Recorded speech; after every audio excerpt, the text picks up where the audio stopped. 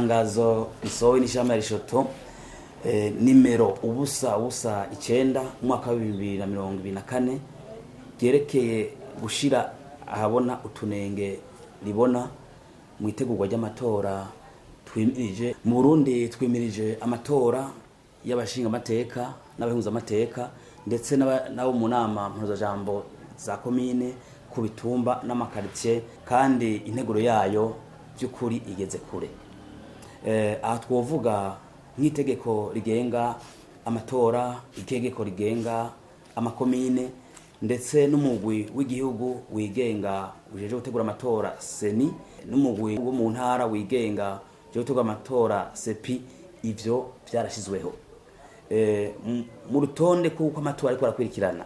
Turabona yuko imigwi y'amakomine ije gutegura amatora sesi biboneka yuko ukwezi k'umunani umwaka wa 2024 kuzohera vyagiyeho.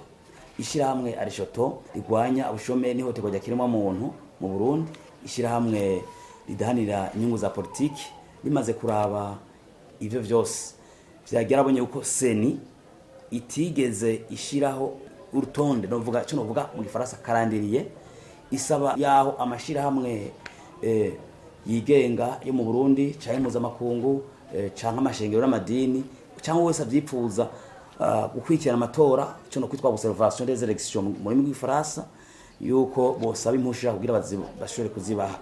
Aha rero tumaze kubona ivyo vyose, arishoto irasaba yuko seni yokugururira imiryango amashirahamwe yigenga yo mu Burundi ndetse n'amashirahamwe mpuzamakungu yigenga n'amadini n'amashengero n'abavyifuza gukurikira amatora kubindorerezi cyaje guhagarikira amatora, kuko amatora harya ategeza gukurikiranwa agitangura, ariko araba kwasaba yuko seni abo mashirahamwe yifuza n'amashengero gukurikira amatora yugurura kugira ngo bategeza no kuraba neza yuko abantu bari kubashigwa muri iyo migwi yabe ya sesi seni sepi yuko hajamwo abafitiye ubushobozi, ndetse bakaraba neza n'abantu bazokwandikwa gutora ari abantu bemerewe babikuwe n'amategeko. Aho ndavuga nk'abantu kuko umuntu acariho canke arakwije imyaka.